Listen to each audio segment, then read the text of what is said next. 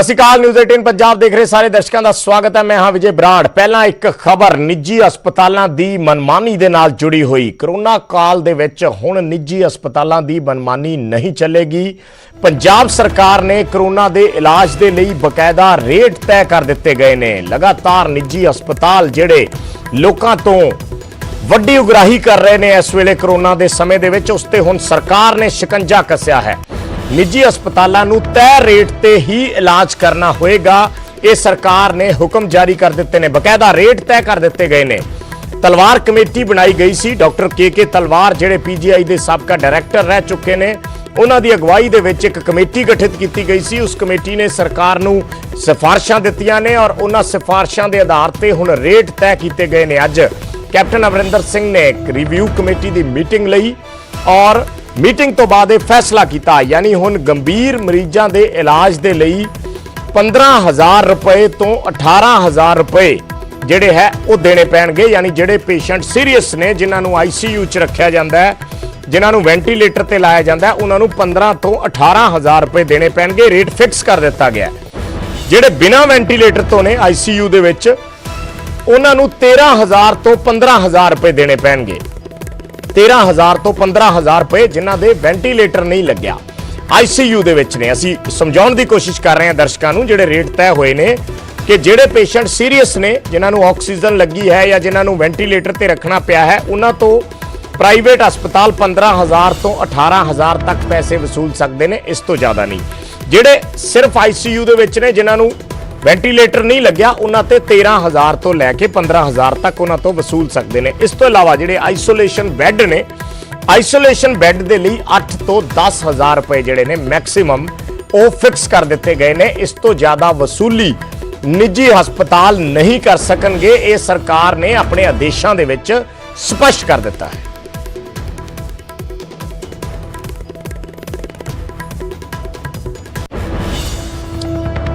ते अगली खबर किसानों के नाल जुड़ी हुई। पंजाब सरकार ने 9.5 लाख किसान परिवारों नूं सेहत बीमा देने का ऐलान किया है। मुख्यमंत्री कैप्टन अमरिंदर सिंह ने योजना के विस्तार नूं मंजूरी दे दी है। पिछले साल 5 लाख किसानों नूं जिहड़ा बीमा कवर मिलिया सी और इस वाली 9.5 लाख किसानों नूं बीमा कवर दिता जा रहा है। दरअसल आयुष्मान भारत सरबत सेहत बीमा योजना, उसके तहत ये किसानों नूं जिहड़ा है बेनीफिट दिता जाएगा और कोरोना मरीजों को भी इस सेहत बीमे की योजना का जिहड़ा है फायदा होएगा। इस वेले कोरोना का काल चल रहा और इस वेले लोगों को ज्यादा इस चीज़ की या इस स्कीम के तहत लियाउण की जरूरत है और कैप्टन अमरिंदर सिंह ने 9.5 लाख किसानों को इसके तहत लियाउण नूं मंजूरी दे दी है।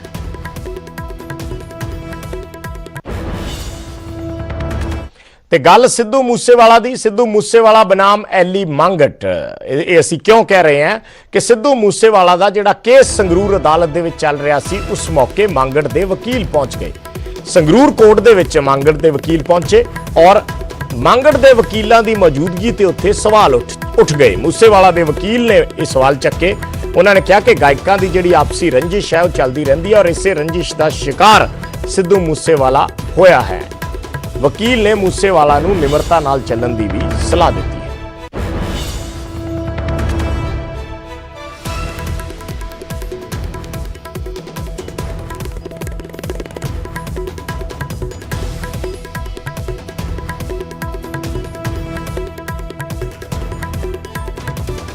ਅਸੀਂ ਆਪ ਬੜੇ ਹੈਰਾਨ ਸੀ ਵੀ ਇਸ ਕੇਸ ਦੇ ਵਿੱਚ ਜਿਹੜਾ ਸਿੱਧੂ ਮੂਸੇਵਾਲਾ ਇਹਦੇ ਵਿੱਚ ਕੰਪਲੇਨੈਂਟ ਪੁਲਿਸ ਅਫੀਸ਼ੀਅਲ ਹੈ, सीक्रेट इन्फॉर्मर है। पुलिस ने किया जी ये केस तो हुण कई समझ तो बाहर सीगा भी जिहड़े ये एली मांगट के वकील ने भी इन्हां दा उत्ते मोटिव की सी आउण दा। हुण जे एक लेमैन की लैंगुएज ने पूछे, मैनूं लगदा this is all A professional rivalry भी जिहड़े सिद्धू मूसेवाले दे यू कैन से कि जिहड़े कंटेंडर्स ने, because he is on rise these days, rising star है, एक्टर डायरैक्टर लिरिसिस्ट आप सॉन्ग लिखदा भी ये जां तां उहदे पिछे कोई इन्हां दा मोटिव है भी इहनूं अंदर भेजना बाय व्हाटएवर। कहना की चाहते सी एडवोकेट? वो कहना ये चाह रहे सीगे भी जी असीं we are for general public.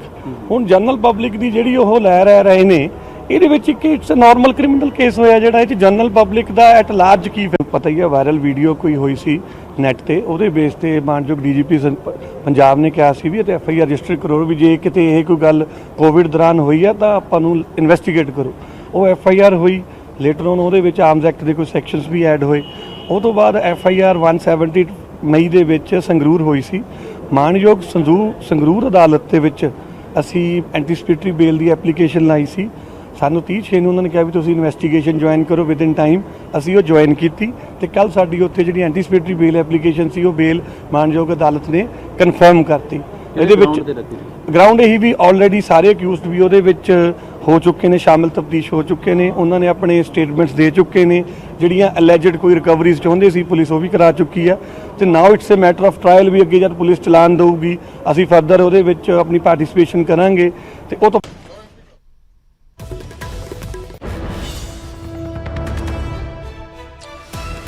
ਤਾਂ ਸਾਡੇ ਨਾਲ ਫੋਨ ਲਾਈਨ ਤੇ ਇਸ ਵੇਲੇ ਜੁੜੇ ਨੇ ਐਡਵੋਕੇਟ GS ਕੁੰਮਨ, ਜਿਹੜੇ ਐਲੀ ਮੰਗੜ ਦੇ ਐਡਵੋਕੇਟ ਨੇ। ਕੁੰਮਨ ਸਾਹਿਬ, ਸਭ ਤੋਂ ਪਹਿਲਾਂ ਇਹ ਜਾਨਣਾ ਚਾਹਾਂਗੇ, ਸਵਾਲ ਚੱਕੇ ਗਏ ਨੇ ਤੁਹਾਡੀ ਮੌਜੂਦਗੀ ਤੇ ਕਿ ਤੁਸੀਂ ਕਿਸ ਕੈਪੈਸਿਟੀ ਦੇ ਵਿੱਚ ਉੱਥੇ ਗਏ ਸੀ, ਜਿਹੜਾ ਕਲੀਅਰ ਕਰ ਸਕਦੇ ਹੋ? ਬਿਲਕੁਲ ਕਰਾਂਗਾ ਜੀ, ਬਿਲਕੁਲ ਜੀ। ਪਹਿਲਾਂ ਤਾਂ ਮੈਂ ਇੱਥੇ ਆ ਕੇ ਸਰ ਇਹ ਕਲੀਅਰ ਕਰੂੰਗਾ ਕਿ ਐਲੀ ਮੰਗਟ ਦਾ ਮੈਂ 2 ਸਾਲ ਪਹਿਲਾਂ ਕੇਸ ਕੀਤਾ ਸੀ। ਕੋਈ ਮੈਂ ਉਹਦੇ ਪੈਨਲ ਤੇ ਨਹੀਂ ਆ ਗਿਆ, ਕੋਈ ਸਰਕਾਰ ਦਾ ਪੈਨਲ ਨਹੀਂ ਹੈਗਾ ਐਲੀ ਮੰਗਟ ਦਾ ਵੀ ਐਲੀ ਮੰਗਟ ਦਾ ਮੈਂ 2 ਸਾਲ ਪਹਿਲਾਂ ਵਕੀਲ ਹੋ ਗਿਆ ਤਾਂ ਹੁਣ ਮੈਂ ਸਾਰਾ ਸਾਲ ਵਿਹਲਾ ਰਹੂੰਗਾ, ਮੈਂ ਹੋਰ ਪ੍ਰੈਕਟਿਸ ਕਰਨੀ ਬੰਦ ਕਰ ਦੂੰਗਾ। ਨੰਬਰ ਮੇਰੀ 1। ਨੰਬਰ 2, ਮੈਂ ਕ੍ਰਿਮੀਨਲ ਕੇਸਿਸ ਦੇ ਵਿੱਚ ਪ੍ਰੈਕਟਿਸ ਕਰਦਾ ਸਰ ਸਿੰਸ ਲਾਸਟ 13-14 ਸਾਲ ਤੋਂ। ਭਾਈ ਰਣਜੀਤ ਸਿੰਘ ਜੀ ਢੱਡਰੀਆਂ ਵਾਲਾ ਦਾ ਮੁੱਖ ਵਕੀਲ ਆ, ਕ੍ਰਿਮੀਨਲ ਮਰਡਰ ਕੇਸ ਦੇ ਵਿੱਚ ਵੀ ਵਕੀਲ ਆ। ਉਹਦੇ ਤੋਂ ਇਲਾਵਾ ਮੈਂ ਪਰਮੇਸ਼ ਵਰਮੇ ਦੇ ਕੇਸ 'ਚ ਵੀ ਪੇਸ਼ ਹੋਇਆ, ਮੈਂ ਵੱਡੇ ਗਰੇਵਾਲ ਵਿੱਚ ਵੀ ਪੇਸ਼ ਹੋਇਆ ਤੇ ਹੁਣ ਰੀਸੈਂਟ ਜਿਹੜਾ ਖੰਨੇ ਬਲਜਿੰਦਰ ਸਿੰਘ ਵਾਲਾ ਜਿਹੜੇ 3 ਸਿੱਖ ਜਿਹੜੇ ਨੇ ਉਹ ਜਿਹੜੇ ਨੰਗੇ ਕੀਤੇ ਨੇ SHO ਉਹਦੇ ਵਿੱਚ ਵੀ ਮੈਂ ਪੁਲਿਸ ਵੱਲੋਂ ਪੇਸ਼ ਹੋਇਆ, ਲੁਧਿਆਣਾ ਪੁਲਿਸ ਵੱਲੋਂ। ਸੋ ਇਹ ਕਹਿਣਾ ਬਿਲਕੁਲ ਗਲਤ ਹੈ, ਕੋਈ ਮੇਰੇ ਤੇ ਟੈਗ ਨਹੀਂ ਲੱਗ ਗਿਆ ਮੈਂ ਐਲੀ ਮੰਗੜ ਦਾ ਵਕੀਲ ਆ। ਠੀਕ ਹੈ, ਮੈਂ ਇੰਡੀਪੈਂਡੈਂਟ ਪ੍ਰੈਕਟਿਸ ਕਰਦਾ ਪ੍ਰਾਈਵੇਟ ਤੌਰ ਤੇ, ਮੈਂ ਕਿਤੇ ਬੌਂਡ ਨਹੀਂ ਹੈਗਾ ਕਿਸੇ ਨਾਲ। ਨੰਬਰ 1। ਨੰਬਰ 2, ਜਿਹੜੀ ਤੁਸੀਂ ਮੈਨੂੰ ਇਹ ਗੱਲ ਪੁੱਛੀ ਕਿ ਤੁਹਾਡੀ ਉੱਥੇ ਮੌਜੂਦਗੀ ਬਾਰੇ ਮੈਂ ਕਲੀਅਰ ਕਰਾਂ। ਸਰ ਮੈਂ ਅੱਜ ਤੱਕ ਕਿਸੇ ਬਾਈਟ ਨਹੀਂ ਦਿੱਤੀ, ਮੈਂ ਕਿਸੇ ਦੇ ਕੋਲ ਗਿਆ ਨਹੀਂ। ਮੇਰੇ ਕੋਲ ਡੇਲੀ ਪੋਸਟ ਵਾਲਿਆਂ ਨੇ ਮੈਨੂੰ ਅੱਜ ਤੋਂ 1 ਮਹੀਨਾ ਪਹਿਲਾਂ ਅਪਰੋਚ ਕੀਤੀ, ਉਹ ਇਸ ਕਰਕੇ ਕੀਤੀ, ਉਹਦਾ ਮੈਂ ਰੀਜ਼ਨ ਦੇ ਦੇਣਾ ਤੁਹਾਨੂੰ।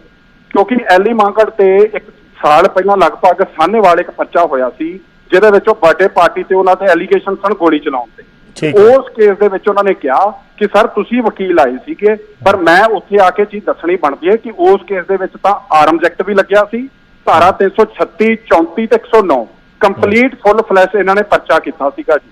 ਸੋ ਅਸੀਂ ਉਸ ਕੇਸ ਦੇ ਵਿੱਚ ਪੇਸ਼ ਹੋਏ ਤੇ ਹੁਣ ਡੇਲੀ ਪੋਸਟ ਵਾਲਿਆਂ ਨੇ ਮੈਨੂੰ ਇਹ ਨਹੀਂ 10,000 ਵਕੀਲ ਸਾਹਿਬ ਸਾਡੇ ਕੰਮ ਕਰਦੇ ਨੇ ਜੀ ਬਾਰ ਦੇ ਵਿੱਚ, ਇਹ ਮੈਨੂੰ ਡਿਬੇਟ ਦੇ ਵਿੱਚ ਇਸ ਕਰਕੇ ਚਲੋ ਤੁਸੀਂ ਉਹ ਕਿਹਨੇ ਬੁਲਾਇਆ ਸੀ ਜਾਂ ਪੁਰਾਣੇ ਮਾਮਲੇ 'ਚ ਕਿਹਨੇ, ਉਸ ਚੀਜ਼ 'ਚ ਆਪਾਂ ਨਹੀਂ ਜਾਣਾ ਚਾਹੁੰਦੇ। ਮੈਂ ਸਿਰਫ ਤੁਹਾਡੇ ਤੋਂ ਇੰਨਾ ਪੁੱਛ ਰਿਹਾ ਵੀ ਜਿਹੜੇ ਉਹ ਵਕੀਲ ਇਤਰਾਜ਼ ਚੱਕ ਰਹੇ ਨੇ, ਤੁਸੀਂ ਉੱਥੇ ਕੀ ਮਤਲਬ ਕਿ ਕਿਹੜੇ ਪਾਸਿਓਂ ਪੇਸ਼ ਹੋਏ ਸੀ? ਬਸ ਇਹ ਮੈਂ ਸਰ ਉੱਥੇ ਪੇਸ਼ ਹੋ ਗਿਆ ਸੀਗਾ। ਮੈਂ ਇਹਦੇ ਤੋਂ ਪਹਿਲਾਂ ਰਿਪਰੈਜ਼ੈਂਟੇਸ਼ਨਸ ਇਸ਼ੂ ਕੀਤੀਆਂ Kamaldeep Singh Bajwa from the side of general public ਕਿ ਇੱਥੇ ਮੌਕਰੀ ਬਣ ਗਈ ਹੈ ਪ੍ਰੋਸੈਸ ਆਫ ਲਾਅ ਦੀ, ਲਾਲੈਸਨੈਸ ਹੋਈ ਹੈ। ਮੈਂ ਉਹਦੇ 'ਚ CBI ਦੀ ਇਨਕੁਆਇਰੀ ਮੰਗੀ ਸੀ, ਮੈਂ ਟ੍ਰਾਂਸਫਰ ਇਨਵੈਸਟੀਗੇਸ਼ਨ ਜਿਹੜੀ ਹੈ ਉਹ ਪੰਜਾਬ ਪੁਲਿਸ ਤੋਂ CBI ਤੋਂ ਮੰਗੀ ਸੀ। ਲਗਭਗ 15 ਇਸੇ ਸਿੱਧੂ ਮੂਸੇਵਾਲੇ ਵਾਲੇ ਕੇਸ ਦੇ ਵਿੱਚ ਹੀ ਮੈਂ ਰਿਪਰੈਜ਼ੈਂਟੇਸ਼ਨਸ ਇਸ਼ੂ ਕੀਤੀਆਂ ਸੀ on behalf of Kamaldeep Singh Bajwa and one of Yuvraj Sethi. ਉਸ ਦੇ ਕੇਸ ਦੇ ਵਿੱਚ ਮੇਰੇ ਕੋਲ ਵਕਾਲਤਨਾਮਾ ਸੀ। ਸਰ ਲਿਸਨ ਕਰੋ, ਮੈਂ ਕੱਲ ਗੁਰਪ੍ਰਤਾਪ ਸਿੰਘ ਮਾਨਯੋਗ ਜਿਹੜੇ ਐਡੀਸ਼ਨਲ ਸੈਸ਼ਨ ਜੱਜ ਨੇ ਜਿੱਥੇ ਹੁਣ ਤੁਸੀਂ ਮੈਂ ਉੱਥੇ ਗੱਲ ਤੇ ਆ ਗਿਆ ਜ਼ਰੂਰ, ਮੈਨੂੰ ਉਹ ਲੈ ਕੇ ਗਏ ਸੀ। ਨੰਬਰ 1। ਨੰਬਰ 2, ਉਹ ਨਾਲ ਸੀਗੇ ਔਰ ਮੈਂ ਇਹਨਾਂ ਦੀ ਬੇਲ ਦੇ ਵਿੱਚ ਸਰ ਮੈਂ ਇੱਕ ਸਿੰਗਲ ਵਰਡ ਵੀ ਨਹੀਂ ਬੋਲਿਆ। ਜਦੋਂ ਬੇਲ ਇਹਨਾਂ ਨੇ ਦੋਨਾਂ ਨੇ ਪਬਲਿਕ ਪ੍ਰੋਸੀਕਿਊਟਰ ਤੇ ਇਹਨਾਂ ਦੀ ਜਿਹੜੀ ਆਰਗੂਮੈਂਟਸ ਨੂੰ ਕੰਪਲੀਟ ਹੋਏ, ਉਸ ਤੋਂ ਬਾਅਦ ਮੈਂ ਜੱਜ ਸਾਹਿਬ ਤੋਂ ਮਾਨਯੋਗ ਜੱਜ ਸਾਹਿਬ ਜਿਹੜੇ ਗੁਰਪ੍ਰਤਾਪ ਸਿੰਘ ਨੇ ਉਹਨਾਂ ਤੋਂ ਮੈਂ ਪਰਮਿਸ਼ਨ ਲਈ, ਮੈਂ ਤੇ ਮੇਰੇ ਬ੍ਰਦਰ ਨੇ, ਕਿ ਸਰ ਅਸੀਂ ਤੁਹਾਨੂੰ ਕੋਰਟ ਨੂੰ ਅਪਰਾਈਜ਼ ਕਰਵਾਉਣਾ ਚਾਹੁੰਦੇ ਆ, ਕੋਈ ਦੱਸਣਾ ਚਾਹੁੰਦੇ ਆ ਕਿ ਆਹ ਕੁਝ ਹੋਇਆ, ਆਹ ਮੌਕਰੀ ਹੋਈ ਹੈ ਸਿਸਟਮ ਆਫ ਲਾਅ ਦੇ ਵਿੱਚ। ਸੋ ਅਸੀਂ ਉਹਨਾਂ ਨੇ ਸਾਨੂੰ ਅਲਾਓ ਕੀਤਾ ਸਰ, ਮੈਂ ਤਾਂ ਬੋਲਿਆ, ਜੇ ਮੈਨੂੰ ਅਲਾਓ ਨਾ ਕਰਦੇ ਮੈਂ ਇੱਕ ਸਿੰਗਲ ਵਰਡ ਵੀ ਨਹੀਂ ਸੀ ਬੋਲਣਾ ਉੱਥੇ। ਵੈਸੇ ਕੁਮਾਰ ਸਾਹਿਬ ਪਰਮਿਸ਼ਨ ਸਰ ਦੇਖੋ ਮੇਰੀ ਗੱਲ ਸੁਣੋ, ਮੈਂ ਇੱਕ ਐਡਵੋਕੇਟ ਹਾਂ ਵਿਦ ਦੀ ਪਰਮਿਸ਼ਨ। ਨਹੀਂ ਉਹ ਮੈਂ ਸਮਝ ਗਿਆ ਵੀ 2 ਜਣਿਆਂ ਨੇ ਤੁਹਾਨੂੰ, ਉਹਨਾਂ ਨੇ ਕੋਈ ਵੀ ਵਕੀਲ ਹੈ, ਕੋਈ ਵੀ ਕਿਸੇ ਨੂੰ ਤੁਸੀਂ ਚੈਲੰਜ ਕਰ ਸਕਦੇ ਹੋ, ਉਸ ਦੇ ਵਿੱਚ ਪਾਰਟੀ ਬਣ ਸਕਦੇ ਹੋ ਔਰ ਵਕੀਲ ਦੇ ਤੌਰ ਤੇ ਤੁਸੀਂ ਪੇਸ਼ ਹੋਏ, ਇਹ ਚੀਜ਼ ਸਮਝ ਆ ਗਈ। ਤੁਸੀਂ ਜਿਹੜੀ ਮੈਂ ਥੋੜਾ ਜਿਹਾ ਹੋਰ ਡਿਟੇਲ ਤੁਹਾਡੇ ਤੋਂ ਇਹ ਸਮਝਣੀ ਚਾਹੁੰਦਾ ਵੀ ਜਿਹੜੀ ਤੁਸੀਂ ਮੌਕਰੀ ਦੀ ਗੱਲ ਕਰ ਰਹੇ ਹੋ ਉਹ ਕਿਹੜੇ ਪੁਆਇੰਟ ਸੀਗੇ ਜਿਹੜੇ ਤੁਸੀਂ ਰੇਜ਼ ਕੀਤੇ? ਸਰ ਮੇਰੀ ਗੱਲ ਸੁਣੋ, ਸੈਕਸ਼ਨ ਪਹਿਲਾਂ ਸਟਾਰਟਿੰਗ ਦੇ ਵਿੱਚ ਕੀ ਕੀਤਾ ਕਿ ਸੈਕਸ਼ਨ 52 ਮੈਨੇਜਮੈਂਟ ਡਿਜ਼ਾਸਟਰ ਐਕਟ, ਔਰ ਮੈਂ ਗਿਆ ਕਿਉਂ ਆ, ਤੁਸੀਂ ਤੁਹਾਡਾ ਕੁਐਸਚਨ ਬਹੁਤ ਰੈਲੇਵੈਂਟ ਹੈ ਤੇ ਬਹੁਤ 188 ਦੇ ਵਿੱਚ ਇੱਕ ਸਿੰਪਲ, ਜਦੋਂ ਕਰੋਨਾ ਡੇਜ਼ ਪੀਕ ਤੇ ਨੇ ਉਦੋਂ ਇੱਕ ਵੀਡੀਓ ਵਾਇਰਲ ਹੋਈ ਉਸ ਵੀਡੀਓ ਦੇ ਵਿੱਚ ਇਹ ਮੂਸੇਵਾਲਾ ਪਿਸਟਲ ਦੇ ਨਾਲ ਇਹਦੇ ਸਾਥੀਆਂ ਸਮੇਤ ਲੱਡਾ ਕੋਠੀ 2 ਵੀਡੀਓ ਵਾਇਰਲ ਹੋਈਆਂ। ਉਹਦੇ ਵਿੱਚ ਦੂਜੀ AK-47 ਵਾਲੀ ਜਿਹੜੀ ਉਹ ਧਨੋਲੇ ਹੋਈ।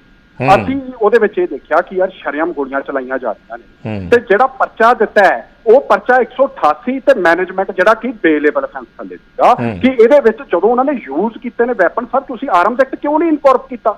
ਤੁਸੀਂ ਕਿਉਂ ਨਹੀਂ ਧਾਰਾ 336 ਲਾਈ? ਤੁਸੀਂ ਕਿਉਂ ਨਹੀਂ ਧਾਰਾ 269 ਲਾਈ? 269 ਕੀ ਹੈ? Spread and negligently spread. ਠੀਕ ਹੈ। ਸੋ ਅਸੀਂ ਉੱਥੇ ਸਰ ਇਹ ਚੀਜ਼ ਜਿਹੜੀ ਸੀ, ਫਿਰ ਉਸ ਤੋਂ ਬਾਅਦ ਕੀ ਹੋਇਆ, ਜਿਹੜੀਆਂ ਅਸੀਂ ਉੱਥੇ ਸਰ ਕੱਲ ਪੁਆਇੰਟ ਜੱਜ ਸਾਹਿਬ ਨੂੰ ਵੀ ਪ੍ਰਾਈਜ਼ ਕਰਾਇਆ ਕਿ ਜਿਹੜੇ ਪਹਿਲਾਂ ਪੁਲਿਸ ਅਫੀਸ਼ੀਅਲਸ ਇਹਦੇ ਵਿੱਚ ਨੋਮੀਨੇਟ ਕੀਤੇ, ਕਿਸੇ ਨੇ ਨਹੀਂ ਸੀ ਕਿਹਾ, ਪੁਲਿਸ ਨੇ ਆਪ ਨੋਮੀਨੇਟ ਕੀਤੇ ਸੀ। ਉਹ ਨੋਮੀਨੇਟ ਕੀਤੇ, ਉਹ ਹਾਈ ਕੋਰਟ ਤੱਕ ਆਏ, ਉਹਨਾਂ ਦੀ ਬੇਲ ਜਿਹੜੀ ਸੀ ਉਹਦੇ ਚ ਗਰਾਊਂਡਸ ਆਫ ਪਲੀ ਕੀ ਸੀ ਕਿ ਜੇ ਅਸੀਂ ਨਹੀਂ ਚਲਾਏ, ਇਹ ਸਿੱਧੂ ਤੇ ਉਹਦੇ 2-3 ਸਾਥੀਆਂ ਨੇ ਚਲਾਏ। ਹੁਣ ਮਹੀਨੇ 1.5 ਮਹੀਨੇ ਉਹਨਾਂ ਨੇ ਚਲੋ 1 ਬਾਏ 1 ਬੇਲਾਂ ਇਨ ਟਰਮ ਹੋ ਗਈਆਂ। ਹੁਣ ਸਿੱਧੂ ਜਦੋਂ ਆਇਆ ਤੇ ਸਿੱਧੂ ਇੱਕ ਸਬਸੀਕੁਐਂਟ ਡਿਵੈਲਪਮੈਂਟ ਲੈ ਕੇ ਆਇਆ ਕੇਸ 'ਚ ਕਿ ਜੀ ਇਹ ਇੱਕ ਟੋਏ ਪਿਸਟਲ ਸੀ, ਰਿਕਾਰਡ ਰਿਵੀਲ ਕਰ ਰਹੇ। ਸੋ ਨਕਲੀ ਗਨ ਸੀ। ਹਾਂਜੀ, ਨਕਲੀ ਗਨ ਜਿਹਨੂੰ ਆਪਾਂ ਖਿਡੌਣਾ ਪਿਸਤੌਲ ਬੋਲਦੇ ਹਾਂ। ਸੋ ਅਸੀਂ ਇਹ ਕਿਹਾ ਕਿ sir there is a big contradiction. Big contradiction ਕੀ ਹੈ ਕਿ ਉਹ ਪਹਿਲਾਂ ਬੇਲ ਲੈ ਕੇ ਗਏ ਨੇ ਤੇ ਆਹ ਗੱਲ ਹੈ, ਜੇ ਹੁਣ ਸਿੱਧੂ ਦੀ ਆਈ ਹੈ ਤੇ ਆਹ ਗੱਲ ਹੈਗੀ ਹੈ। ਸੋ ਇਸ ਕੇਸ ਦੇ ਵਿੱਚ ਬੜੇ ਲੂਪ ਹੋਲਸ ਨੇ। ਇਸ ਕੇਸ ਦੇ ਵਿੱਚ ਪੁਲਿਸ ਦੇ ਦੇਖੋ ਏਦਾਂ ਨਹੀਂ ਆਰਮਸ ਐਕਟ ਲੱਗਿਆ। ਆਰਮਸ ਐਕਟ ਅਸੀਂ ਬਾਅਦ ਚ ਇਨਕੋਰਪੋਰੇਟ ਕਰਾਇਆ। ਸਾਡੇ ਇੱਕ ਸਾਥੀ ਨੇ, ਸਾਡਾ ਭਰਾ ਹੈ ਰਵੀ। ਠੀਕ ਹੈ, ਸਮਝ ਗਏ ਘੁੰਮਣ ਸਾਹਿਬ। ਬੇਸਿਕਲੀ ਕੀ ਹੈ, ਤੁਸੀਂ ਤੇ ਚਲੋ ਜਿਹੜੇ ਕਾਨੂੰਨ ਹੈ, ਕਾਨੂੰਨ ਦੀ ਗੱਲ ਕਰ ਰਹੇ ਹੋ ਕਿ ਉਹਨਾਂ ਨੇ ਕਿਸ ਤਰੀਕੇ ਨਾਲ ਇਸ ਨੂੰ ਤੋੜਨ ਮਰੋੜਨ ਦੀ ਕਵਾਂਗੇ ਜੇ ਕੋਸ਼ਿਸ਼ ਹੋਈ ਹੋਇਆ ਜਸਵੀਰ ਪੱਧਰ ਤੇ ਹੋਈ। ਪਰ ਤੁਹਾਡੇ ਤੇ ਮੈਂ ਤੁਹਾਡੇ ਤੇ ਰਿਐਕਸ਼ਨ ਹੀ ਲੈਣਾ ਹੈ। ਜਿਹੜੀ ਅਸਲੀ ਗੱਲ ਹੈ ਇਹਦੇ ਚ, ਜਿਹੜੀ ਉਹਨਾਂ ਦੇ ਵਕੀਲ ਦੀ ਸ਼ਾਇਦ ਤੁਸੀਂ ਪੂਰੀ ਗੱਲਬਾਤ ਨਾ ਸੁਣੀ ਹੋਵੇ, ਉਹਨਾਂ ਨੇ ਇੱਕ ਚੀਜ਼ ਕਹੀ ਹੈ ਵੀ ਇਸ ਵੇਲੇ ਸਿੱਧੂ ਮੂਸੇਵਾਲਾ ਦੀ ਕਿਉਂਕਿ ਚੜ੍ਹਾਈ ਹੈ, ਗਾਣੇ ਗੁਣੇ ਚੰਗੇ ਚੱਲ ਰਹੇ ਆ, ਸੋ ਐਸੇ ਵਿੱਚ ਜਿਹੜੇ ਦੂਜੇ ਗਾਇਕ ਨੇ ਉਹਨਾਂ ਦੀ ਰੰਜਿਸ਼ ਹੈ ਔਰ ਇਸ ਰੰਜਿਸ਼ ਦੇ ਤਹਿਤ ਸ਼ਾਇਦ ਤੁਹਾਨੂੰ ਉੱਥੇ ਭੇਜਿਆ ਗਿਆ। ਨਹੀਂ ਸਰ, ਮੇਰੀ ਲਿਸਨ ਕਰੋ। ਜੇ ਕੋਈ ਉਹ ਕਹਿ ਰਹੇ ਨੇ, ਵਕੀਲ ਕਹਿ ਰਹੇ, ਜਿਹੜੀ ਚੀਜ਼ ਉਹ ਕਹਿ ਰਿਹਾ ਕਿ ਉਹਦੀ ਚੰਗੀ ਚੜ੍ਹਾਈ ਹੈ, ਜੇ ਉਹਦੀ ਬੜੀ ਫੈਨ ਫੋਲੋਇੰਗ ਹੈ, ਤਾਂ ਸਰ ਫਿਰ ਤਾਂ ਮੇਰਾ ਉਲਟਵੇ ਮੇਰਾ ਨੁਕਸਾਨ ਹੈ। ਜੇ ਉਹਦੀ ਬੜੀ ਫੈਨ, ਜੇ ਮੈਂ ਇਸ ਚੀਜ਼ ਨੂੰ ਅਪੋਜ਼ ਕਰ ਰਿਹਾ, ਚਲੋ ਆਪਾਂ ਇਸ ਚੀਜ਼ ਨੂੰ ਵੱਡਾ ਕਰ ਦਿੰਦਾ ਮੈਂ, ਜੇ ਮੈਂ ਉਹਨੂੰ ਅਪੋਜ਼ ਕਰ ਰਿਹਾ ਤਾਂ ਸਰ ਫਿਰ ਤਾਂ ਮੇਰਾ ਨੁਕਸਾਨ ਹੈ ਬਹੁਤ ਵੱਡਾ। ਫਿਰ ਤਾਂ ਮੈਨੂੰ ਕਰਨਾ ਨਹੀਂ ਚਾਹੀਦਾ।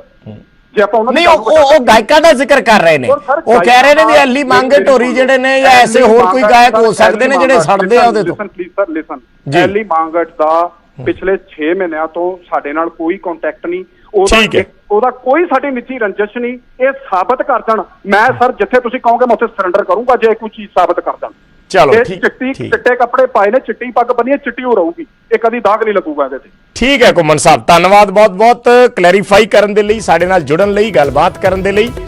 ਤਾਂ GS ਘੁੰਮਣ ਜਿਹੜੇ ਐਡਵੋਕੇਟ ਨੇ ਉੱਥੇ ਪੇਸ਼ ਹੋਏ ਇਸ ਮਾਮਲੇ ਦੇ ਵਿੱਚ, ਉਹਨਾਂ ਨੇ ਕੁਝ ਜਿਹੜੇ ਇਸ ਦੇ ਪੁਆਇੰਟਸ ਨੇ ਉਹ ਜ਼ਰੂਰ ਉਜਾਗਰ ਕੀਤੇ ਨੇ ਕਿ ਕੋਈ 2 ਵਿਅਕਤੀ ਜਿਨ੍ਹਾਂ ਵੱਲੋਂ ਇਸ ਪੂਰੀ ਪ੍ਰੋਸੈਸ ਨੂੰ ਚੈਲੰਜ ਕੀਤਾ ਗਿਆ ਔਰ ਉਸੇ ਦੇ ਵਕੀਲ ਦੀ ਬਦੌਲਤ ਉਹ ਉੱਥੇ ਗਏ ਸੀ, ਉਹਨਾਂ ਵਿਅਕਤੀਆਂ ਦੇ, ਔਰ ਉਹਨਾਂ ਨੇ ਉਸ ਕੇਸ ਦੇ ਵਿੱਚ ਜਿਹੜਾ ਉਹਨਾਂ ਨੇ ਆਧਾਰ ਦਿੱਤਾ ਕਿ ਉਹ ਇੱਕ ਟੌਏ ਪਿਸਟਲ ਸੀ ਜਾਂ ਖਿਲੌਣਾ ਬੰਦੂਕ ਸੀ ਜਿਸ ਨਾਲ ਸਿੱਧੂ ਮੂਸੇਵਾਲਾ ਫਾਇਰਿੰਗ ਕਰ ਰਿਹਾ ਸੀ, ਇਸ ਨੂੰ ਅਪੋਜ਼ ਉਹਨਾਂ ਵੱਲੋਂ ਕੀਤਾ ਗਿਆ। ਪਰ ਇਸ ਦੇ ਵਿੱਚ ਕੰਟਰੋਵਰਸੀ ਇੱਕ ਹੋਰ ਖੜੀ ਹੋ ਗਈ ਕਿ ਉਹ ਐਲੀ ਮੰਗਟ ਦੇ ਵਕੀਲ ਨੇ, ਪਰ ਇਹ GS ਘੁੰਮਣ ਨੇ ਸਪਸ਼ਟ ਕਰ ਦਿੱਤਾ ਕਿ ਐਲੀ ਮੰਗਟ ਦਾ ਉਹਨਾਂ ਨੇ 2 ਸਾਲ ਪਹਿਲਾਂ ਕੇਸ ਜ਼ਰੂਰ ਲੜਿਆ ਸੀ, ਉਸ ਤੋਂ ਬਾਅਦ ਉਹਨਾਂ ਦੀ ਉਸ ਦੇ ਨਾਲ ਕੋਈ ਗੱਲਬਾਤ ਜਾਂ ਉਸ ਤੋਂ ਬਾਅਦ ਕੋਈ ਐਸਾ ਕੰਮ ਨਹੀਂ ਸੀ। ਉਹ ਆਪਣੇ ਪੱਧਰ ਤੇ ਪ੍ਰੈਕਟਿਸ ਕਰ ਰਹੇ ਨੇ ਔਰ ਇਸੇ ਸੰਦਰਭ ਦੇ ਵਿੱਚ ਉਹ ਕੋਰਟ ਦੇ ਵਿੱਚ ਇਸ ਮਾਮਲੇ ਦੇ ਵਿੱਚ ਪੇਸ਼ ਹੋਈ ਸੀ।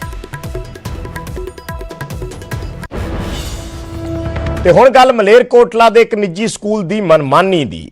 ਫੀਸ ਨਾ ਦੇਣ ਤੇ ਇੱਕ ਸਕੂਲ ਦੇ ਵਿਦਿਆਰਥੀ ਦਾ ਨਾਮ ਕੱਟ ਦਿੱਤਾ ਗਿਆ ਦਰਅਸਲ, ਔਰ ਜਦੋਂ ਪੇਰੈਂਟਸ ਇਸ ਬੱਚੇ ਦੇ ਵਿਰੋਧ ਕਰਨ ਲਈ ਪਹੁੰਚੇ ਤਾਂ ਸਕੂਲ ਦੇ ਚੇਅਰਮੈਨ ਵੱਲੋਂ ਅਪਸ਼ਬਦ ਬੋਲੇ ਗਏ। ਇੱਥੋਂ ਤੱਕ ਕਿ ਮੁੱਖ ਮੰਤਰੀ ਕੈਪਟਨ ਅਮਰਿੰਦਰ ਸਿੰਘ ਤੇ ਸਿੱਖਿਆ ਮੰਤਰੀ ਵਿਜੇਂਦਰ ਸਿੰਗਲਾ ਬਾਰੇ ਵੀ ਇਹਨਾਂ ਸਕੂਲ ਪ੍ਰਬੰਧਕਾਂ ਵੱਲੋਂ ਇਤਰਾਜ਼ਯੋਗ ਟਿੱਪਣੀਆਂ ਕੀਤੀਆਂ ਗਈਆਂ। ਪਰਿਵਾਰ ਨੇ ਫੋਨ ਤੇ ਹੋਈ ਗੱਲਬਾਤ ਦਾ ਆਡੀਓ ਜਾਰੀ ਕਰ ਦਿੱਤਾ ਹੈ। ਸੰਪਰਕ ਕਰਨ ਤੇ ਸਕੂਲ ਪ੍ਰਬੰਧਨ ਹੁਣ ਗੱਲ ਕਰਨ ਨੂੰ ਤਿਆਰ ਨਹੀਂ ਹੈ। ਵਿਦਿਆਰਥੀ ਦੇ ਪਰਿਵਾਰ ਨੇ ਹੁਣ ਪੰਜਾਬ ਸਰਕਾਰ ਤੋਂ ਇਹ ਗੁਹਾਰ ਲਾਈ ਹੈ ਕਿ ਉਹਨਾਂ ਨੂੰ ਇਨਸਾਫ ਦਿੱਤਾ ਜਾਵੇ। ਉਹਨਾਂ ਦੇ ਬੱਚੇ ਦਾ ਨਾਮ ਕੱਟ ਦਿੱਤਾ ਗਿਆ। ਜਦੋਂ ਉਹਨਾਂ ਨੇ ਇਤਰਾਜ਼ ਉਠਾਏ ਤਾਂ ਉਹਨਾਂ ਵੱਲੋਂ ਅਪਸ਼ਬਦ ਬੋਲੇ ਗਏ ਔਰ ਅਪਸ਼ਬਦ ਸਿਰਫ ਉਸ ਪਰਿਵਾਰ ਨੂੰ ਨਹੀਂ, ਪੰਜਾਬ ਦੇ ਮੁੱਖ ਮੰਤਰੀ ਨੂੰ ਔਰ ਸਿੱਖਿਆ ਮੰਤਰੀ ਨੂੰ ਵੀ ਅਪਸ਼ਬਦ ਉਹਨਾਂ ਨੇ ਇਤਰਾਜ਼ਯੋਗ ਸ਼ਬਦਾਵਲੀ ਜਿਹੜੀ ਸੀ ਉਹ ਵਰਤੀ, ਜਿਸ ਦਾ ਆਡੀਓ ਰਿਲੀਜ਼ ਕੀਤਾ ਹੈ ਇਸ ਪਰਿਵਾਰ ਨੇ।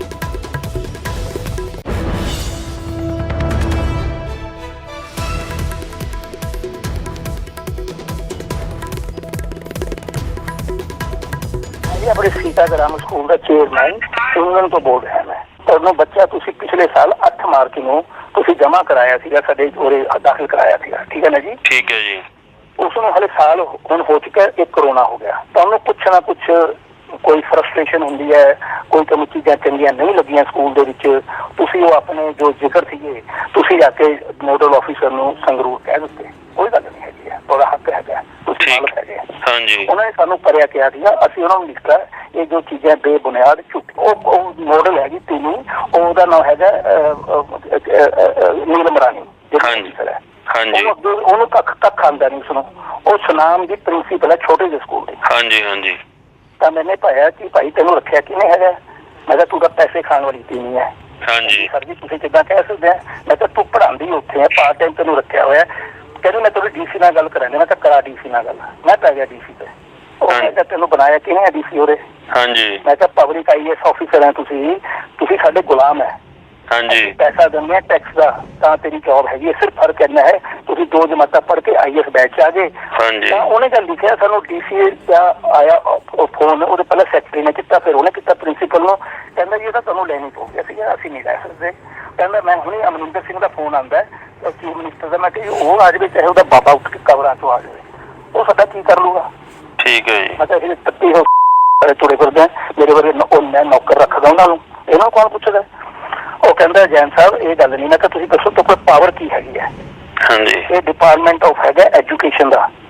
ਹਾਂਜੀ। ਤੂੰ ਹੈ DC ਤੇ ਪਹਿਲਾਂ ਤਾਂ ਤੈਨੂੰ ਤਹਿਕੀਕਾਤ ਕਰਨੀ ਚਾਹੀਦੀ ਹੈ ਕਿ ਗੱਲ ਕੀ ਹੋਈ ਹੈ, ਕਿ ਤੂੰ ਹੁਕਮ ਦੇਣ ਵਾਲਾ ਕੌਣ ਹੈ? ਤੂੰ ਮੈਨੂੰ ਰਿਟਨ ਚ ਦੇ। ਮੈਂ ਕਿਹਾ ਤੇਰੀ ਜੌਬ ਉਸ ਦਿਨ ਸਾਫ਼ ਹੋ ਜੂਗੀ। ਤਾਂ ਇਹ ਆਡੀਓ ਅਸੀਂ ਤੁਹਾਨੂੰ ਸੁਣਾਈ ਇੱਕ ਸਕੂਲ ਦੇ ਪ੍ਰਬੰਧਕ ਦੀ, ਚੇਅਰਮੈਨ ਦੀ, ਜਿਹੜੀ ਪੇਰੈਂਟਸ ਦੇ ਨਾਲ ਗੱਲਬਾਤ ਕੀਤੀ ਜਾ ਰਹੀ ਸੀ, ਜਿਸ ਦੇ ਵਿੱਚ ਕਿਸ ਤਰੀਕੇ ਦੀ ਸ਼ਬਦਾਵਲੀ ਉਹਨਾਂ ਨੇ ਵਰਤੀ ਹੈ ਤੁਸੀਂ ਸੁਣ ਲਿਆ ਹੋਣਾ। ਅਗਲੀ ਖਬਰ ਦਾ ਰੁਖ ਕਰਦੇ ਹਾਂ। ਕਾਂਗਰਸ MP ਰਵਨੀਤ ਬਿੱਟੂ ਨੇ ਅਕਾਲ ਤਖਤ ਸਾਹਿਬ ਦੇ ਜਥੇਦਾਰ ਤੇ ਇੱਕ ਵਾਰ ਫਿਰ ਹਮਲਾ ਕੀਤਾ ਹੈ। ਬਿੱਟੂ ਨੇ ਕਿਹਾ ਕਿ ਜਥੇਦਾਰ ਬਾਹਰੀ ਤਾਕਤਾਂ ਦੇ ਨਾਲ ਮਿਲੇ ਹੋਏ ਨੇ, ਮਾਨਸਿਕ ਤੌਰ ਤੇ ਜਥੇਦਾਰ ਰੈਫਰੈਂਡਮ ਦੇ ਹੱਕ 'ਚ ਨੇ।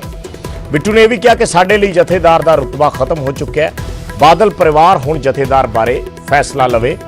ਰਵਨੀਤ ਬਿੱਟੂ ਨੇ ਇਹ ਕਹਿ ਕੇ ਨਿਸ਼ਾਨੇ ਅਕਾਲ ਤਖਤ ਸਾਹਿਬ ਦੇ ਜਥੇਦਾਰ ਤੇ ਲਾਏ।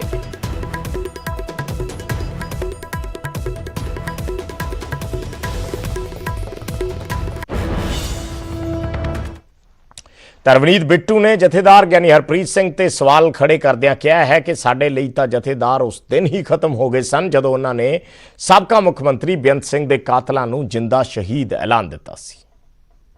ਕਿਤੇ ਨਾ ਕਿਤੇ ਬਾਦਲ ਸਾਹਿਬ ਤੁਹਾਨੂੰ ਇਹ ਜਥੇਦਾਰ ਸਾਹਿਬ ਬਾਰੇ ਸੋਚਣਾ ਪਊਗਾ। ਇਹ ਬਹੁਤ ਵੱਡੀਆਂ ਤਾਕਤਾਂ ਬਾਹਰਲੀਆਂ ਨਾਲ ਰਲ ਗਏ ਨੇ ਤੇ ਇਹ ਇਸ ਵੇਲੇ ਮੈਂ ਸਮਝਦਾ ਮਾਨਸਿਕ ਤੌਰ ਤੇ ਆ ਜਿਹੜਾ ਉਹ ਪੂਰਾ ਰੈਫਰੈਂਡਮ 2020 ਤੇ ਬਾਰੇ ਗੱਲ ਕਹਿਣਾ ਸਾਡੇ ਲਈ ਤਾਂ ਜਥੇਦਾਰ ਸਾਹਿਬ ਉਦਣ ਹੀ ਖਤਮ ਹੋ ਗਏ ਸੀ ਜਿੱਦਣ ਬਹੁਤ ਬੜੇ ਜਿਹੜੇ ਸਰਦਾਰ ਬੇਅੰਤ ਸਿੰਘ ਨੂੰ ਦੇ ਕਾਤਲ ਹਵਾਰੇ ਵਰਗੇ ਜਾਂ ਹੋਰ ਰਾਜਵਾਨੇ ਵਰਗੇ ਜਾਂ ਜਿਨ੍ਹਾਂ ਦੇ ਵੀ ਪਰਿਵਾਰਾਂ ਨੂੰ ਇਹਨਾਂ ਨੇ ਸ਼ਹੀਦ ਪਰਿਵਾਰ ਕਿਹਾ ਜਾਂ ਜਿਹੜੇ ਜੇਲ੍ਹਾਂ 'ਚ ਨੇ ਰਾਜਵਾਨੇ ਵਰਗੇ ਉਹਨਾਂ ਨੂੰ ਜਿੰਦਾ ਸ਼ਹੀਦ ਕਿਹਾ, ਸਾਡੇ ਤਾਂ ਉਦਣ ਹੀ ਭਾਂਬੜ ਮੱਚ ਗਏ ਸੀ ਵੀ ਇੱਕ ਸਰਦਾਰ ਹੋ ਕੇ ਇੱਕ ਜਥੇਦਾਰ ਹੋ ਕੇ ਇਹੋ ਜਿਹੀਆਂ ਗੱਲਾਂ ਜਿਹੜੀਆਂ ਉਹ ਕਰਨੀਆਂ ਕਿਸੇ ਦੇ ਖਿਲਾਫ ਵੀ ਕਰਨੀ ਨਹੀਂ ਚਾਹੀਦੀ। ਕਿਸੇ ਨੂੰ ਵੀ ਕਿਸੇ ਨੇ ਕੋਈ ਮਾਰਿਆ ਹੋਵੇ, ਕਿਸੇ ਨੂੰ ਵੀ ਕਿਸੇ ਨੂੰ ਕੋਈ ਸ਼ਹੀਦ ਕੀਤਾ ਹੋਵੇ, ਇਹੋ ਜਿਹੀ ਗੱਲ ਕੋਈ ਵੀ ਮੈਂ ਕਹਿੰਦਾ ਬੇਵਕੂਫ ਤੋਂ ਬੇਵਕੂਫ ਬੰਦਾ ਇਹੋ ਜਿਹੀ ਗੱਲ ਨਹੀਂ ਕਰਦਾ। ਇਹ ਤਾਂ ਜਥੇਦਾਰ ਸਾਹਿਬ ਨੇ। ਤੇ ਹੁਣ ਅਸੀਂ ਤੁਹਾਨੂੰ ਉਹ ਬਿਆਨ ਦੱਸਦੇ ਹਾਂ ਕਿ ਰਵਨੀਤ ਬਿੱਟੂ ਜਥੇਦਾਰ ਗਿਆਨੀ ਹਰਪ੍ਰੀਤ ਸਿੰਘ ਤੇ ਇਲਜ਼ਾਮ ਕਿਉਂ ਲਾ ਰਹੇ ਨੇ। ਬਿੱਟੂ ਨੂੰ ਜਥੇਦਾਰ ਦੇ ਕਿਹੜੇ ਬਿਆਨਾਂ ਤੇ ਇਤਰਾਜ਼ ਹੈ ਉਹ ਤੁਹਾਨੂੰ ਸੁਣਾਉਂਦੇ ਹਾਂ। ਜੇ ਸਾਨੂੰ ਮਿਲ ਜੇ ਤੇ ਆਨਾ ਕੀ ਭਾਲੀ ਚਾਰ ਅੱਖਾਂ। ਮੈਂ ਕਹਿ ਦਿੱਤਾ ਹੈਗਾ ਕਿ ਜੇ ਭਾਰਤ ਸਰਕਾਰ ਦਿੰਦੀ ਹੈ ਸਾਨੂੰ ਤੇ ਅਸੀਂ ਲਵਾਂਗੇ। ਤੁਸੀਂ ਡਿਮਾਂਡ ਕਰਦੇ ਹੋ ਵੈਸੇ ਆਪ? ਜੇ ਸਾਨੂੰ ਦੇਊਗੀ ਤੇ ਅਸੀਂ ਲਵਾਂਗੇ। ਨਹੀਂ ਤੁਸੀਂ ਡਿਮਾਂਡ ਕਰਦੇ ਹੋ? ਦੁਨੀਆ ਭਰ ਦੇ ਵਿੱਚ ਕਿਹੜਾ ਸਿੱਖ ਹੈ ਜਿਹੜਾ ਨਹੀਂ ਇੱਛਾ ਰੱਖਦਾ? ਸਿੱਖ ਸਾਹਿਬ ਸਰਕਾਰਾਂ ਦੀ ਤੁਸੀਂ ਗੱਲ ਕੀਤੀ ਹੈ ਕਿ ਘੱਟ ਗਿਣਤੀਆਂ ਦੇ ਲਈ ਕੀਤਾ ਹੈ। ਮਿਨੌਰਟੀਆਂ ਜਿਹੜੀਆਂ ਹਮੇਸ਼ਾ ਹੀ ਜਿਹੜੀਆਂ ਹੈਗੀਆਂ ਉਹ ਸਖਤੇ 'ਚ ਰਹੀਆਂ, ਅੱਜ ਵੀ ਸਖਤੇ 'ਚ ਹੈ। ਇਕੱਲੇ ਹਿੰਦੁਸਤਾਨ ਦੀ ਗੱਲ ਨਹੀਂ ਹੈ, ਦੁਨੀਆ ਦੇ ਹਰ ਮੁਲਕ ਦੇ ਵਿੱਚ। ਜਿਹੜੀ ਮੁਗਲ ਹਕੂਮਤ ਦੇ ਨਾਲ ਤੁਲਨਾ ਕੀਤੀ ਜੀ ਇੰਡੀਆ ਦੀ ਗਵਰਨਮੈਂਟ ਦੀ ਕੀਤੀ ਹੈ ਤੁਸੀਂ ਉਹ ਜਿਹੜਾ ਮੈਂ ਸੁਣ ਲਿਆ ਬਸ ਠੀਕ ਹੀ ਹੈ। ਤੇ ਸ਼੍ਰੋਮਣੀ ਅਕਾਲੀ ਦਲ ਟਕਸਾਲੀ ਦੇ ਪ੍ਰਧਾਨ ਰਣਜੀਤ ਸਿੰਘ ਬ੍ਰਹਮਪੁਰਾ ਦਾ ਇੱਕ ਵੱਡਾ ਬਿਆਨ ਆਇਆ ਹੈ। ਉਹਨਾਂ ਕਿਹਾ ਹੈ ਕਿ ਨਾ ਅਕਾਲੀ ਦਲ ਤੇ ਨਾ ਹੀ ਸੁਖਦੇਵ ਸਿੰਘ ਢੀਂਡਸਾ, ਮੈਂ ਦੋਨਾਂ ਚੋਂ ਕਿਸੇ ਦਾ ਸਾਥ ਨਹੀਂ ਦੇਵਾਂਗਾ, ਯਾਨੀ ਦੋਨਾਂ ਚੋਂ ਕਿਸੇ ਦੇ ਨਾਲ ਨਹੀਂ ਜਾਵਾਂਗਾ। ਬਾਦਲ ਤੇ ਢੀਂਡਸਾ ਦੋਨੇ ਹੀ ਬੀਜੇਪੀ ਨੂੰ ਬੌਸ ਮੰਨਦੇ ਨੇ। ਇਹ ਕਹਿਣਾ ਹੈ ਰਣਜੀਤ ਸਿੰਘ ਬ੍ਰਹਮਪੁਰਾ ਦਾ। ਉਹਨਾਂ ਕਿਹਾ ਹੈ ਕਿ ਸੁਖਦੇਵ ਸਿੰਘ ਢੀਂਡਸਾ ਵੀ ਬੀਜੇਪੀ ਨੂੰ ਬੌਸ ਮੰਨ ਕੇ ਚੱਲ ਰਹੇ ਨੇ ਔਰ ਪ੍ਰਕਾਸ਼ ਸਿੰਘ ਬਾਦਲ ਵੀ ਬੀਜੇਪੀ ਨੂੰ ਬੌਸ ਮੰਨਦੇ ਨੇ। ਇਸ ਕਰਕੇ ਮੈਂ ਦੋਨਾਂ ਚੋਂ ਕਿਸੇ ਦਾ ਸਾਥ ਨਹੀਂ ਦੇਵਾਂਗਾ। ਸਾਥ ਛੱਡਣ ਵਾਲੇ ਆਗੂਆਂ ਤੇ ਉਹ ਜੰਮ ਕੇ ਬਰੇ। ਉਹਨਾਂ ਕਿਹਾ ਹੈ ਕਿ ਝੂਠੀਆਂ ਸੌਹਾਂ ਚੁੱਕਣ ਵਾਲਿਆਂ ਦੇ ਖਿਲਾਫ ਅਕਾਲ ਤਖਤ ਸਾਹਿਬ ਨੂੰ ਕਾਨੂੰਨ ਬਣਾਉਣਾ ਚਾਹੀਦਾ ਹੈ। ਸੇਵਾ ਸਿੰਘ ਸੇਖਵਾਂ ਤੇ ਵੀਰ ਦਵਿੰਦਰ ਸਿੰਘ ਨੂੰ ਟਕਸਾਲੀ ਅਕਾਲੀ ਦਲ ਤੋਂ ਬਰਖਾਸਤ ਕਰ ਦਿੱਤਾ ਗਿਆ ਹੈ। 2019 ਦੀ ਲੋਕ ਸਭਾ ਚੋਣ ਲੜ ਕੇ ਗਲਤੀ ਕੀਤੀ, ਇਹ ਵੀ ਬ੍ਰਹਮਪੁਰਾ ਦਾ ਕਹਿਣਾ ਹੈ। 2017 ਚ ਉਹਨਾਂ ਕਿਹਾ ਹੈ ਕਿ ਅਕਾਲੀ ਦਲ ਨੇ ਡੇਰਾ ਸੱਚਾ ਸੌਦਾ ਤੋਂ ਮਦਦ ਲਈ ਸੀ। ਸੁਖਬੀਰ ਨੇ ਬਿਨਾਂ ਕਿਸੇ ਨੂੰ ਜਾਣਕਾਰੀ ਦਿੱਤੇ ਡੇਰੇ ਨੂੰ ਮਾਫੀ ਦਵਾਈ ਸੀ। ਇਹ ਗੱਲਾਂ ਅੱਜ ਬ੍ਰਹਮਪੁਰਾ ਵੱਲੋਂ ਕਹੀਆਂ ਗਈਆਂ ਨੇ। ਪੰਕਜ ਕਬਾਹੀ ਮੇਰੇ ਸਹਿਯੋਗੀ ਜੁੜੇ ਨੇ। ਪੰਕਜ, ਰਣਜੀਤ ਸਿੰਘ ਬ੍ਰਹਮਪੁਰਾ ਕਾਫੀ ਦਿਨਾਂ ਬਾਅਦ ਅੱਜ ਬੋਲੇ ਨੇ। ਲਗਾਤਾਰ ਉਹਨਾਂ ਤੋਂ ਇਹ ਸਵਾਲ ਕੀਤੇ ਜਾ ਰਹੇ ਸੀ, ਪਰ ਅੱਜ ਉਹਨਾਂ ਨੇ ਕਾਫੀ ਚੀਜ਼ਾਂ ਸਪਸ਼ਟ ਕੀਤੀਆਂ ਨੇ। ਸੋ ਕੀ ਰਣਨੀਤੀ ਬ੍ਰਹਮਪੁਰਾ ਦੀ ਅਗਲੇ ਦਿਨਾਂ 'ਚ ਰਹਿ ਸਕਦੀ ਹੈ? ਥੋੜੀ ਹੱਲੇ ਵੀ ਕੰਫਿਊਜ਼ ਨਜ਼ਰ ਆ ਰਹੇ ਨੇ, ਕਿਉਂਕਿ ਉਹ ਤਾਂ ਕਹਿ ਰਹੇ ਨੇ ਕਿ ਢੀਂਡਸਾ ਹੋਰਾਂ ਨੇ ਉਹਨਾਂ ਨਾਲ ਧੋਖਾ ਕੀਤਾ, ਢੀਂਡਸਾ ਹੋਰਾਂ ਦੇ ਨਾਲ ਕਦੇ ਨਹੀਂ ਜਾਣਗੇ। ਲੇਕਿਨ ਦੂਜੇ ਪਾਸੇ ਉਹਨਾਂ ਦੇ ਨਾਲ ਦੀ ਸੀਟ ਤੇ ਬੱਬੀ ਬਾਦਲ ਹੋਰੀ ਬੈਠੇ ਹੋਏ ਸੀ। ਉਹਨਾਂ ਦਾ ਇਹ ਕਹਿਣਾ ਸੀਗਾ ਕਿ ਸਾਰਿਆਂ ਨੂੰ ਇਕੱਠੇ ਹੋਣਾ ਚਾਹੀਦਾ, ਚਾਹੇ ਢੀਂਡਸਾ ਹੋਣ ਚਾਹੇ ਬਾਕੀ ਹੋਣ।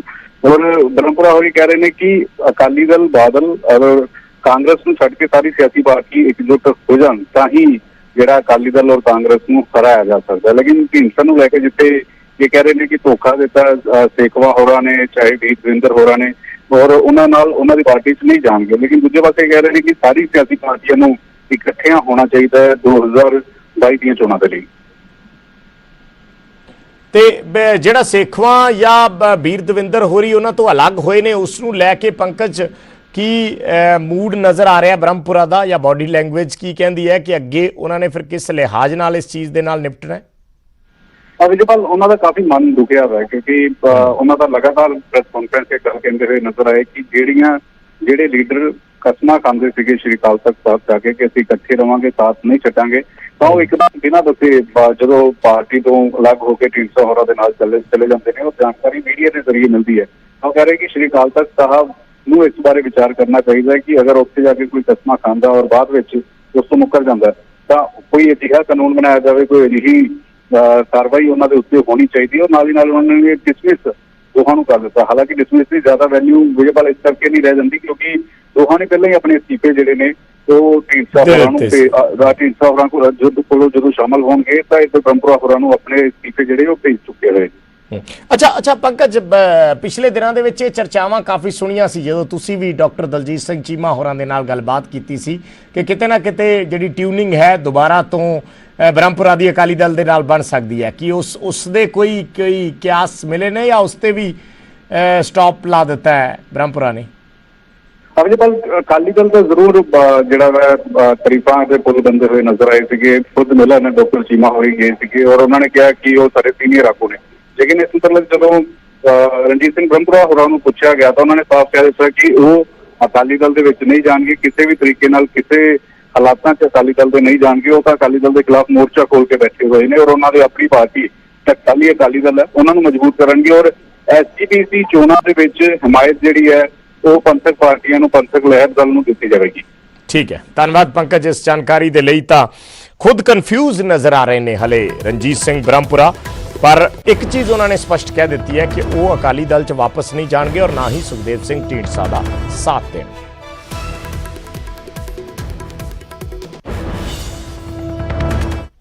ਕੋਰੋਨਾ ਦੀ ਗੱਲ ਕਰ ਲੈਂਦੇ ਆ। ਪੰਜਾਬ 'ਚ ਲਗਾਤਾਰ ਮਾਮਲੇ ਸਾਹਮਣੇ ਆ ਰਹੇ ਨੇ। ਮੋਹਾਲੀ ਤੋਂ ਅੱਜ 16 ਨਵੇਂ ਕੇਸ ਆਏ, ਮੋਗਾ ਤੋਂ 15 ਨਵੇਂ ਕੇਸ ਆਏ, ਫਰੀਦਕੋਟ ਤੋਂ 8 ਨਵੇਂ ਮਾਮਲੇ ਸਾਹਮਣੇ ਆਏ, ਜਲੰਧਰ ਤੋਂ 26, ਫਿਰੋਜ਼ਪੁਰ ਤੋਂ 9 ਨਵੇਂ ਮਾਮਲੇ ਆਏ। ਇਸ ਤੋਂ ਇਲਾਵਾ ਕਪੂਰਥਲਾ, ਫਾਜ਼ਿਲਕਾ ਤੇ ਨਵਾਂ ਸ਼ਹਿਰ 3 ਜਗ੍ਹਾ ਤੇ ਇੱਕ ਮੌਤ ਹੋਈ ਹੈ। ਯਾਨੀ ਤਿੰਨਾਂ ਸ਼ਹਿਰਾਂ ਦੇ ਵਿੱਚ ਇੱਕ ਵਿਅਕਤੀ ਦੀ ਕੋਰੋਨਾ ਦੀ ਵਜ੍ਹਾ ਨਾਲ ਜਾਨ ਗਈ ਹੈ। ਇਹ ਅੱਜ ਦੀ ਅਪਡੇਟ ਹੈ।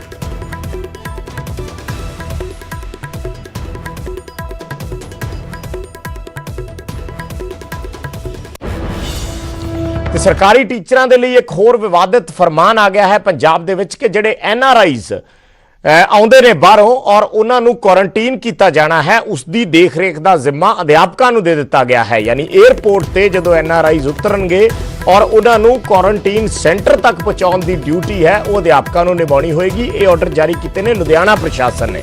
ਇਹ ਲੁਧਿਆਣਾ ਦੇ ਪ੍ਰਸ਼ਾਸਨ ਦੇ ਆਰਡਰਾਂ ਦੀ ਕਾਪੀ ਹੈ ਜਿਹੜੀ ਅਸੀਂ ਟੀਵੀ ਸਕਰੀਨ ਤੇ ਤੁਹਾਨੂੰ ਦਿਖਾ ਰਹੇ ਹਾਂ। ਪਹਿਲਾਂ ਸ਼ਰਾਬ ਫੈਕਟਰੀਆਂ 'ਚ ਡਿਊਟੀ ਲਗਾਈ ਗਈ ਸੀ ਅਧਿਆਪਕਾਂ ਦੀ, ਫਿਰ ਪੁਲਿਸ ਨਾਕਿਆਂ ਤੇ ਵੀ ਡਿਊਟੀ ਲਗਾਈ ਗਈ ਸੀ ਪਰ ਵਿਰੋਧ ਤੋਂ ਬਾਅਦ ਸਰਕਾਰ ਨੂੰ ਇਹ ਦੋਵੇਂ ਆਰਡਰ ਜਿਹੜੇ ਸੀ, ਹੁਕਮ ਸੀ, ਵਾਪਸ ਲੈਣੇ ਪਏ ਸੀ।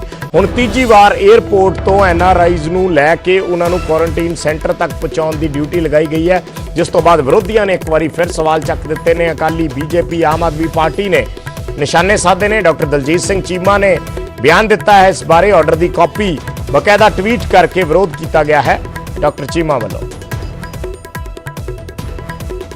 ਪੰਜਾਬ ਦੇ ਅਧਿਆਪਕਾਂ ਨੂੰ ਜਿਨ੍ਹਾਂ ਨੇ ਪੰਜਾਬ ਦੇ ਬੱਚਿਆਂ ਦਾ ਭਵਿੱਖ ਬਣਾਉਣਾ ਹੈ, ਕੈਪਟਨ ਅਮਰਿੰਦਰ ਸਿੰਘ ਜੀ ਨੇ ਉਹਨਾਂ ਨੂੰ ਪੰਜਵਾਂ ਟਾਇਰ ਯਾਨੀ ਸਟੱਪਨੀ ਸਮਝ ਰੱਖਿਆ। ਕਦੀ ਤੇ ਕਹਿੰਦੇ ਨੇ ਕਿ ਸ਼ਰਾਬ ਦੀਆਂ ਫੈਕਟਰੀਆਂ 'ਚ ਜਾ ਕੇ ਚੈੱਕ ਕਰੋ, ਕਦੀ ਉਹਨਾਂ ਨੂੰ ਸ਼ਰਾਬ ਦੇ ਠੇਕਿਆਂ ਵੱਲ ਤੋਰ ਦਿੰਦੇ ਨੇ, ਔਰ ਕਦੀ ਇਹੋ ਹੀ ਮਾਸਟਰਾਂ ਨੂੰ ਹੁਣ ਕਹਿ ਦਿੱਤਾ ਕਿ ਜਿਹੜੇ ਹਵਾਈ ਅੱਡਿਆਂ ਤੋਂ NRI ਆ ਰਹੇ ਉਹਨਾਂ ਨੂੰ ਲੈ ਕੇ ਉਹਨਾਂ ਦੇ ਘਰਾਂ 'ਚ ਪਹੁੰਚਾਇਆ ਜਾਏ। ਪੰਜਾਬ ਦੀ ਕੈਪਟਨ ਅਮਰਿੰਦਰ ਸਿੰਘ ਦੀ ਸਰਕਾਰ ਟੋਟਲ ਕਨਫਿਊਜ਼ਡ ਹੈ। ਉਹਨਾਂ ਨੂੰ ਇਹ ਨਹੀਂ ਪਤਾ ਕਿ ਕਿਹੜੇ ਬੰਦੇ ਦਾ ਕਿੱਥੇ ਪ੍ਰਯੋਗ ਕਰਨਾ। ਔਰ ਪੰਜਾਬ ਦਾ ਅਧਿਆਪਕ ਜਿਹੜਾ ਕੰਮ ਹੈ ਬੱਚਿਆਂ ਨੂੰ ਪੜ੍ਹਾਉਣਾ, ਉਹਨਾਂ ਦਾ ਭਵਿੱਖ ਸਵਾਰਨਾ, ਉਹਨੂੰ ਕਦੀ ਸ਼ਰਾਬ ਦੇ ਪਾਸੇ ਲਾ ਦਿੰਦੇ ਨੇ, ਕਦੀ NRI ਦੇ ਪਾਸੇ ਲਾ ਦਿੰਦੇ ਨੇ। ਤੇ ਹੁਣ ਜਿਹੜਾ ਨਵਾਂ ਫਰਮਾਨ ਪੰਜਾਬ ਸਰਕਾਰ ਨੇ ਜਾਰੀ ਕੀਤਾ, ਜਿਸ ਦੇ ਵਿੱਚ ਜਿਹੜੇ ਬਾਹਰਲੇ ਮੁਲਕਾਂ ਤੋਂ ਜਾਂ ਬਾਹਰਲੇ ਸਟੇਟਸ ਤੋਂ ਪੰਜਾਬ ਦੇ ਵਿੱਚ ਆਉਣਗੇ, 에ਅਰਪੋਰਟਸ ਤੋਂ ਲੈ ਕੇ ਉਹਨਾਂ ਨੂੰ ਉਹਨਾਂ ਦੇ ਘਰਾਂ ਤੱਕ ਕੁਆਰੰਟਾਈਨ ਕਰਨ ਦੀ ਜ਼ਿੰਮੇਵਾਰੀ ਟੀਚਰਾਂ ਨੂੰ ਦਿੱਤੀ ਗਈ ਹੈ। ਟੀਚਰ ਉਹ ਨੇ ਜਿਨ੍ਹਾਂ ਨੇ ਤੇ ਇਸ ਬੁਲੇਟਿਨ ਦੇ ਵਿੱਚ ਫਿਲਹਾਲ ਇੰਨਾ ਹੀ। ਇੱਕ ਛੋਟਾ ਜਿਹਾ ਬ੍ਰੇਕ।